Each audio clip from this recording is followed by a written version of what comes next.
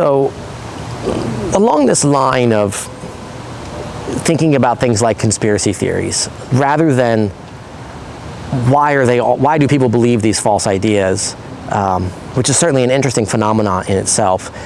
But I think as rational scientists and scholars, we need to have a kind of a Venn diagram or a two-column kind of scenario where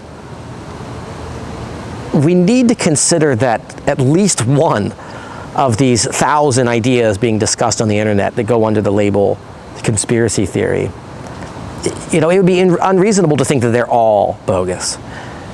We need to think about, well, okay, which ones are true?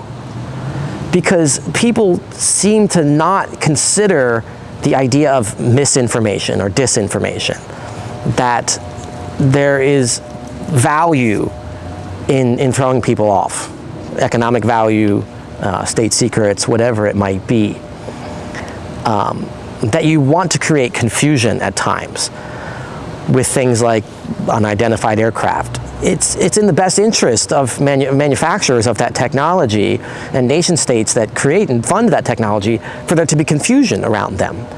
You want other countries to waste their money. You want other countries to go down the rabbit hole and to think that maybe they're this or that.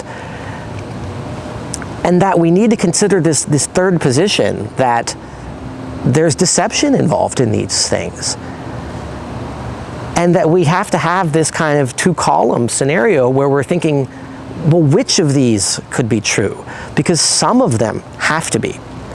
Almost by definition, it would be extraordinarily unlikely if every single one of the ideas that's labeled conspiracy theory just happens to be false.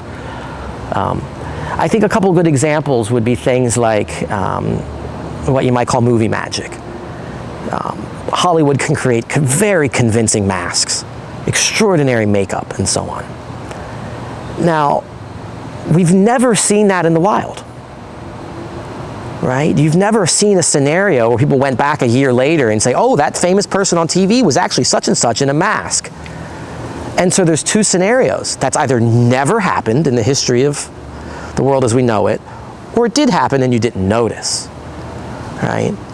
Another good example would be, as far as we know, there's never been a famous person that claimed to be dead but wasn't, or vice versa.